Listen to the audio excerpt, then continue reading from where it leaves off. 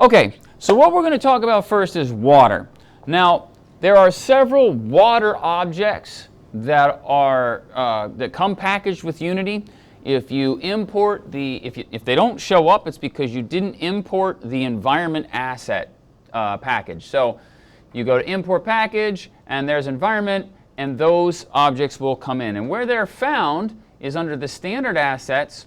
You'll see environment, and then there's two water folders. There's a basic water, and then there's just water. We're going to explore the differences. There's actually 6 different water objects, I guess, really 4 basic water objects, but then there's subsets of each one. So we'll talk about all those, and we'll look at them.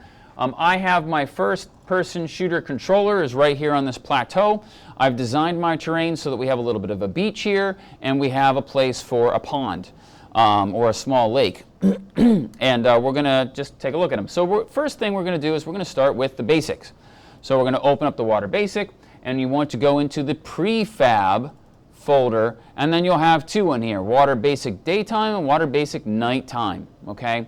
I really see very little difference between the 2 of them, but anyway, so you're going to take the prefab object, and you're going to go out and you can drag it right here, and you'll notice it's absolutely tiny.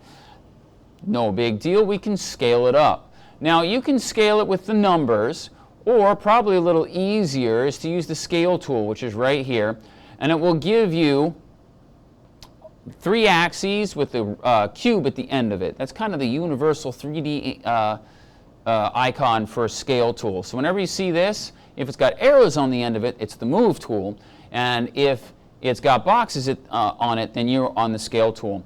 You can scale in one axis or another.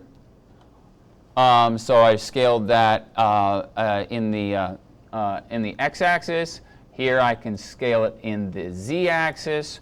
Or I just grab the center cube and click, and now I can scale it up this way. Now I can grab the move tool, and I can kind of move it up and just put it right at the edge of, the space that I've created for this little lake. And let's go see what this looks like. So I'm going to hit the play button, and it's going to drop my character over, and we're going to run over here, and we can kind of see what's happening.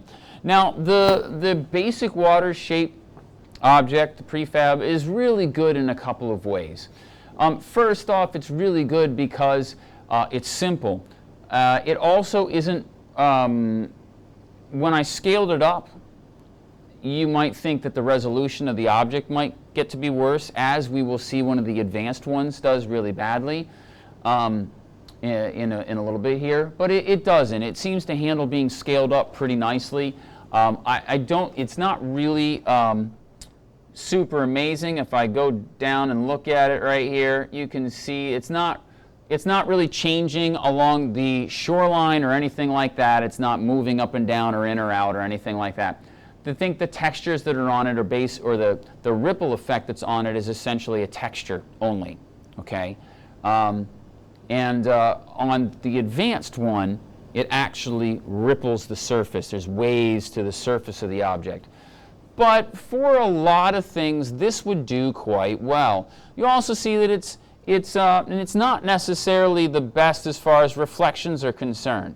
So it's just got a basic blue reflection. You don't see the mountains that are in the distance or anything like that reflected in the water like you will some of the advanced ones.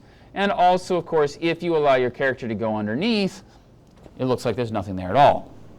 And this is due to a couple of things, but mostly just when you deal with a flat, paper-thin object, on one side of the object, the normals are always transparent. We're going to deal with that a lot when we go to when we deal with our buildings. If you ever try to make a house and you just make it out of a cube, and then you have to walk your character inside the cube, and then you turn around, if the walls are paper-thin, when you turn around, you'll just see right through the walls again. So that's a principle of 3D objects that's really important, is that all the normals, which are the faces of the 3D object, they're transparent on one side and opaque on another. So they're only ever opaque on one side. So in this case, with this object, we go underwater and it looks like there's nothing there. Okay, so let me jump back out of here and then turn around and voila. Now it does have some controls to it. The shader is a basic water shader. You could try and play with that if you wanted to. You can also change some of your colors to make it look a little different, which is kind of cool. And there's your normal map for the water, which is what's doing the ripples, really. That's what's doing a lot of the work. Well, these two things are together. And there's actually a script here. You could open it, and you can see that there's actually a C# script attached to the object. That's very simple, and that's a vector. There's vector animations that are being done on the renderer. So I was correct. It's the textures are what are causing that ripple effect. It's not actually deforming the surface of the mesh itself. No big deal, but it's just good to kind of know I was right. Oh wow, okay, this was used to there we go. Okay, so let's close that. We don't need that anymore.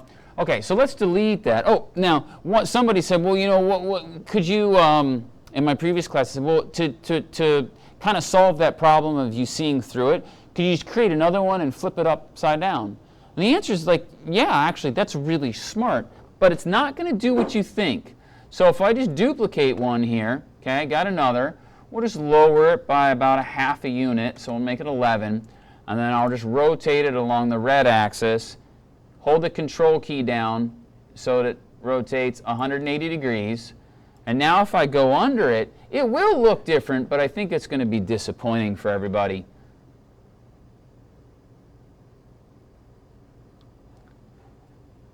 And really, all you're getting is you're just getting a reflection, but it's not a good one anyway. The other thing I'd like you to notice, and this is going to be the case in all the water objects, that the lighting does not change. None of these objects actually affect the distant light. You would expect, because I've got a mesh object over here, that it would be dark underwater here, that it would at least block the light. It doesn't. So keep that in mind. I would highly recommend that you don't build your game with underwater places where you expect your character to go underwater. Or if you do, we're going to have to come up with some interesting effects. And I can think of some ways of, you know, making it look like you're underwater and it's murky and things are moving. You know, I think there's ways to do that, but it's definitely, you know, just easier if you use the water just as a decorative thing. Okay, especially considering this is, you know, your first game. So if you're looking at doing that, then I would recommend you don't. So let's just delete these objects here. There we go. And the if I go back to water, basic, prefabs, the nighttime one honestly looks exactly the same. It's just a little darker in its shader. That's basically it. And I don't see much of a difference at all to it. So if I hit play here and we walk around, you can just see how the reflections are a little more muted, or not reflections, the highlights are a little bit more muted, the colors are a little darker, and this would look, you know, at home in a nighttime scene as opposed to a daytime scene. It still looks good. It's got great texture. You know, it's still a nice object. Don't just discount it because it's overly simple. It doesn't ask a lot of the graphics processor, okay, either. So if it's, you know, if it's something where it's just for you know, a decorative look, it's a really good option because it's not going to overtax your GPUs as some of the others will. Okay, so let's delete that and let's get back at it. So those are the two prefabs under the water basic. Now if we go to our water, we've got two sets of folders in here, water and water 4. And whoops, we're going to do water 4 later because there's actually 2 in there. Let's go back up here and just use the regular water. And then there's Water Pro, daytime and nighttime. And these are very similar to the water basics. So I'm going to grab this one. Let's put it up here, scale it up again.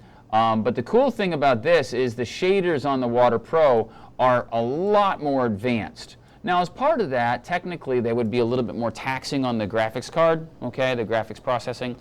But it's not that big of a deal. So if I hit play, spin around, now you've got a nice reflection in the water. It looks a lot more realistic, and you can see through it a little bit. So you can see down into the lake, and if there were fish in there or, I don't know, an airplane wreck or something like that, you could see it. If you go down and through, we still have the same problem, and that is that because of the normals of the object, we don't see the water at all.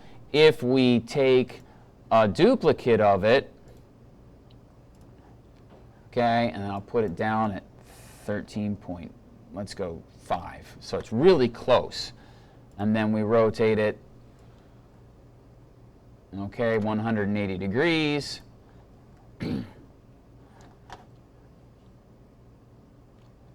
Looks pretty good. If I go underwater, though, it looks better, okay?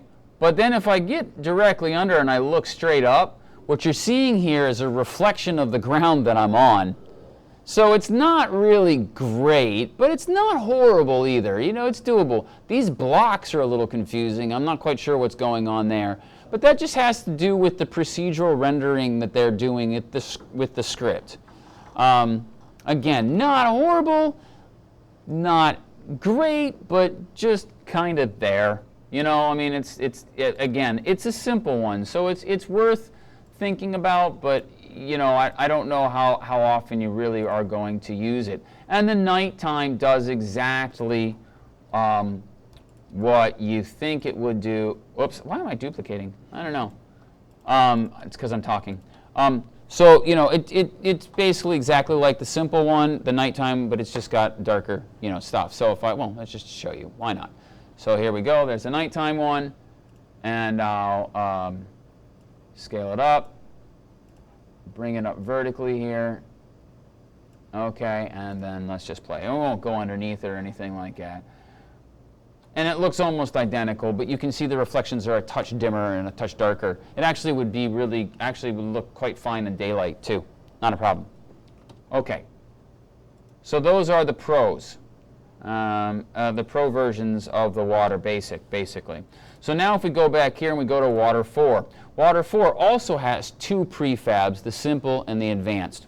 And they are actually they're similar in some ways, but also very different in others. So I'm going to take the water 4 simple, and I'm going to drag it up here and just drag it right on there, and it just, I don't know why it quite was where it was, but you can see it's a little bit bigger. It's rectangular. So now when I put it down in here, you got to be really careful. I'm going to put it a little too high on purpose. I want to show you what it does. So now if I hit play, turn around, okay, you can see that we have a gap here. So you have to be very careful about your height level. But the cool thing about the water 4 is that you are actually having these waves altering the mesh of the object. So you have an actual ripple effect happening on the shape, and then you also have little ripples which are a texture.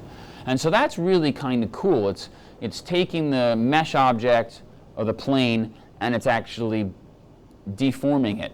Okay, it's doing a deformation in geometry where it's actually doing ripples on the surface, but it's also got the little ripples as a texture. And if I were to go under here and look, okay, we have the same problem we have with the advanced in the fact that it's just a reflection of the floor that I'm sitting on, and at certain angles are just they're just not working at all. If I put it down a little further like this, okay, you would see that it's going to look a lot better.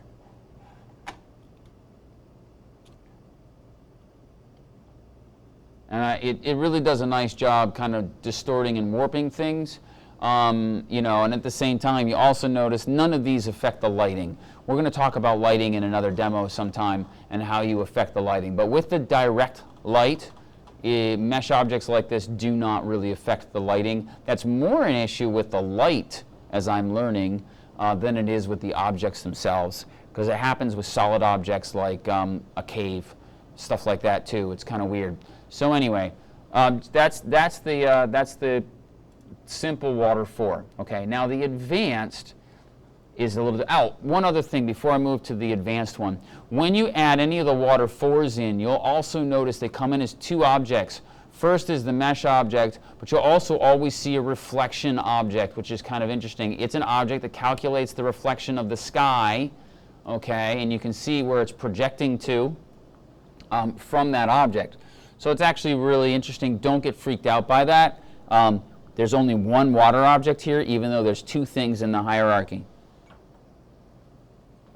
Now, let's delete, and if I delete that, notice it keeps the reflection, so you have to delete both. Okay, now let's talk about the Water 4 Advanced, and we're actually going to use this over here, okay, a little bit more. We're just going to create a beach. I mean, I could put this over here in the pond area. Let's hit play, and it looks really good. Okay, it looks just like the other one. Okay, except you can see it's a little less see-through. There's a little bit more advanced reflections going on in there, and stuff like that. It's pretty cool. Same problem when you go below it, though. You don't see anything until you look straight up, and then it's a reflection of the floor that you're standing on. But it actually looks a little bit better than, you know, what was happening. But it's still an issue of the reflections. But you know, there's only so much we can do with these prefabs. I don't know why I feel the need to actually bring my character out from underwater before I hit escape and get out of the game preview. It's like I'm afraid he's really going to drown or something like that. I'm not sure. Okay, so let's take, oh wait, let's not do that. Let's just bring this over here. So now let's say you wanted to have a beach, okay, kind of like this and here. The first thing that you might say is, well, that's too small. And so you might scale it up. That might be your first inclination.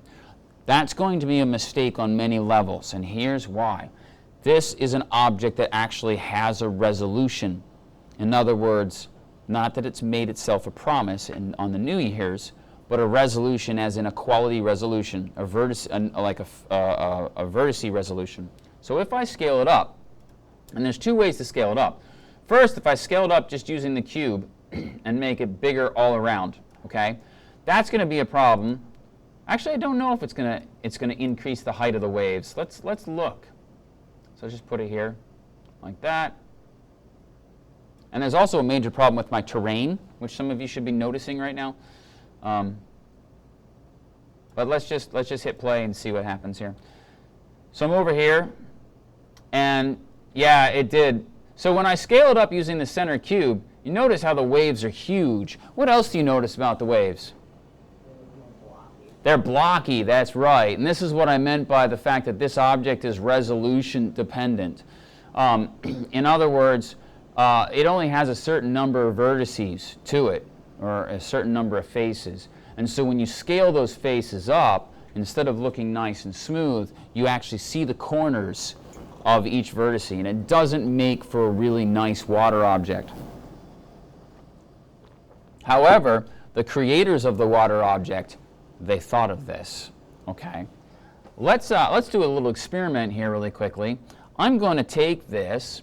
Let's hit escape, and I'm going to go back over here. My scale is 7, 7, and 7. I'm going to take the vertical scale, the y-axis, and set it back to 1. And let's just see if it looks a little bit better vertically. Yes, it does. So now you can see how the height isn't as tall. And so the angularity or the blockiness isn't quite as bad. It's still there, but it's not quite as bad. If this was off in the distance, you probably wouldn't see it. And you also might not see it quite so bad if my terrain was actually going down into the water, so you weren't seeing the edge of the water.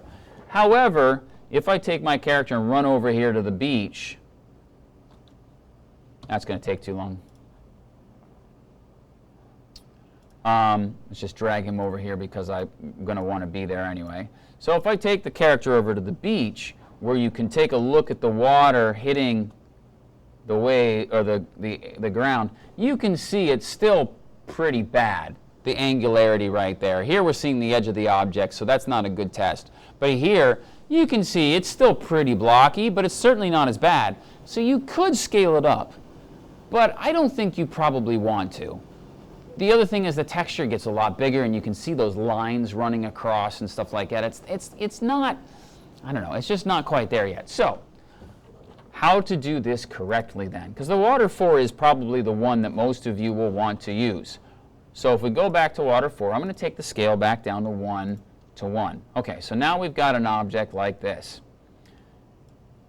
In my experience, you can scale the water up, but only by 2 times.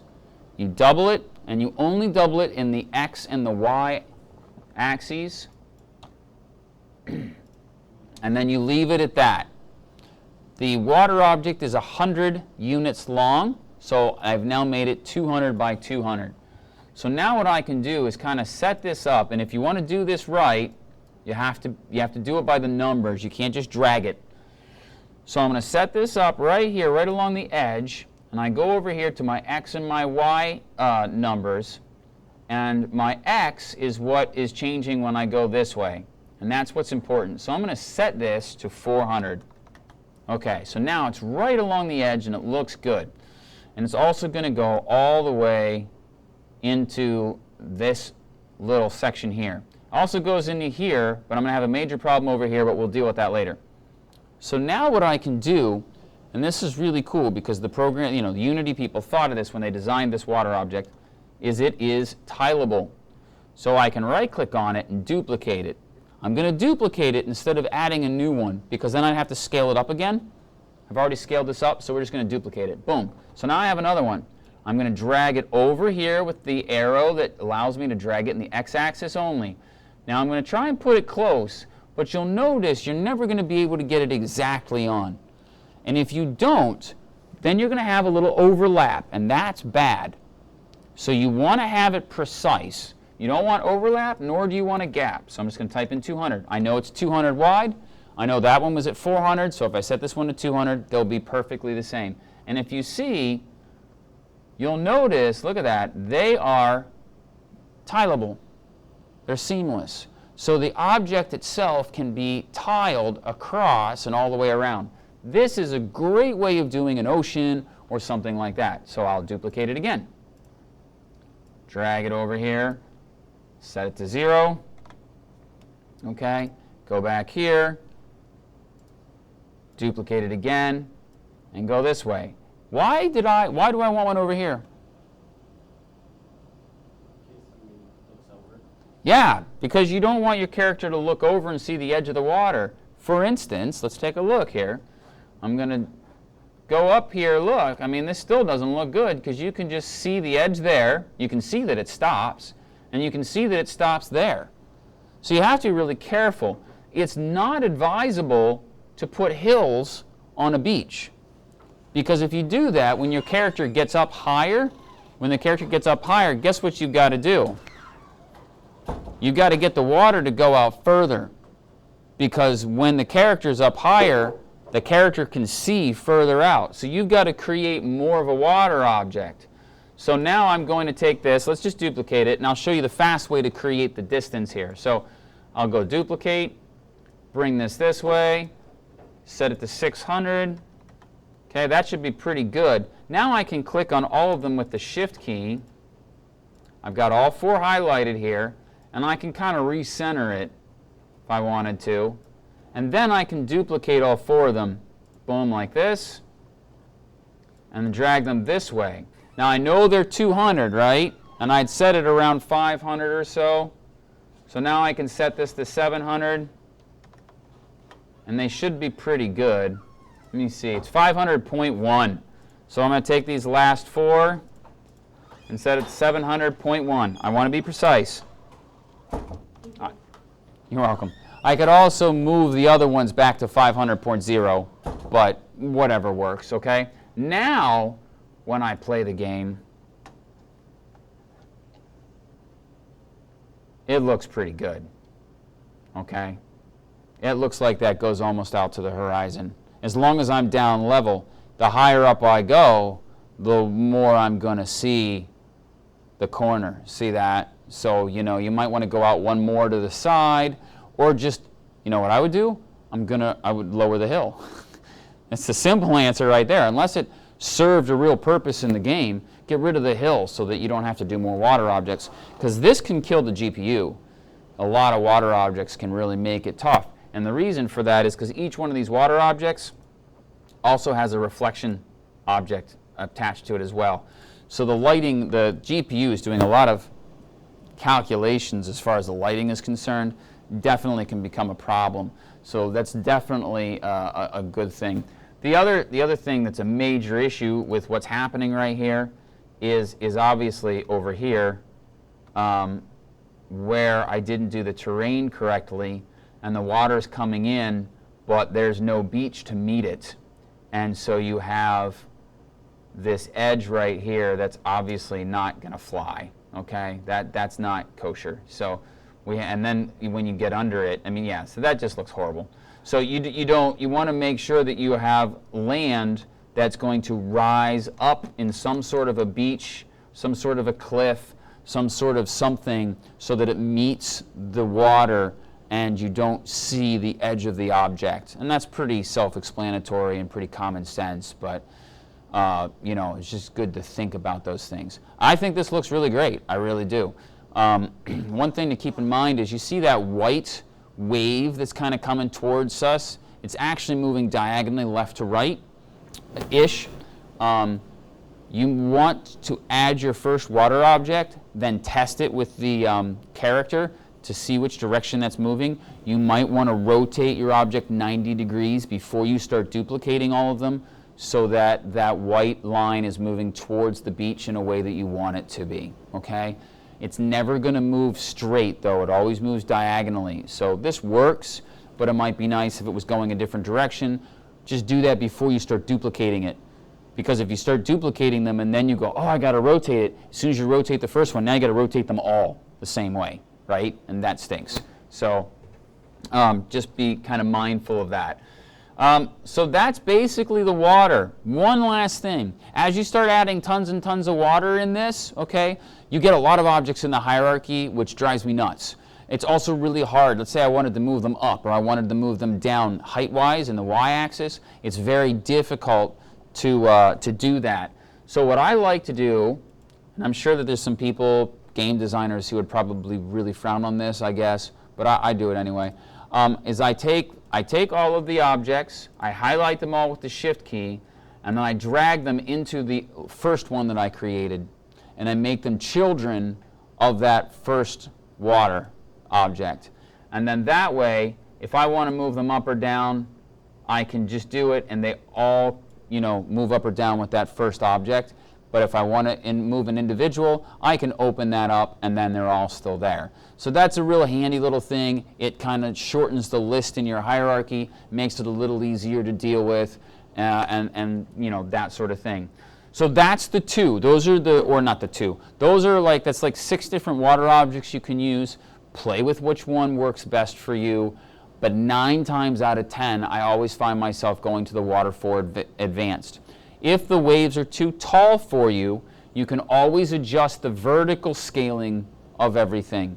So you can take it and make it 0.5 or 0.25, and then those waves that are actually deforming the surface of the mesh will become less and less and less. So that's where, if it's too tall, if the waves are too big or whatever, and you want to make them a little less, you can do so with the scaling. So don't let that keep you from using the advanced water object if that's the only thing that's bothering you.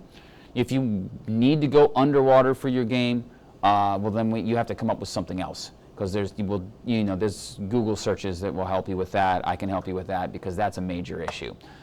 Does this make sense to everybody as far as that's concerned? Okay.